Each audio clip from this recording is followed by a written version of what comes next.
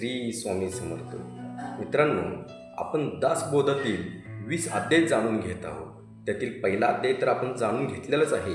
आता आपण दुसरा अध्याय जाणून घेणार आहोत. दुसरा अध्याय त्यात रामदास स्वामी सांगतात की मूर्खाची लक्षणे कोणती असतात. आता मूर्ख कोणाला म्हणावे?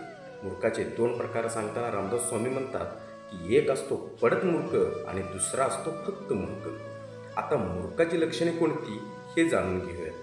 मूर्खाची लक्षणे जाणताना श्री रामदास स्वामी म्हणतात की जो ऐतं खातो, जो दुसऱ्यांची टिंगल टवाळी करतो, दुसऱ्यांना कमीपणा देतो, जिथं मान सन्मान आहे तिथं वारंवार जातो, उपदेश न ऐकणाऱ्याला देखील उपदेश करतो, आळशी, भ्याड, कटकारस्थानी, कपटी, तसेच वाडवडिलांचा सन्मान करत नाही, बायकोला मारझोड करतोच पण इतर स्त्रियांची देखील अवहेलना करतो, अशी कित्येक लक्षणे श्री रामदास स्वामींनी सांगितले आहेत. 7 व्यसना असणारा देखील मूर्खच असतो, तसेच महापुरात उडी घेणारा देखील मूर्ख असतो.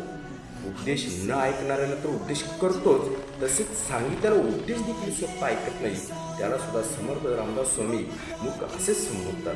तर मित्रांनो, ही होती मूर्खाची लक्षणे. ही लक्षणे तुम्ही सुधारावी यासाठीच ही लक्षणे सांगितली. श्री श्रोते हो, क्षमा करा. श्री स्वामी.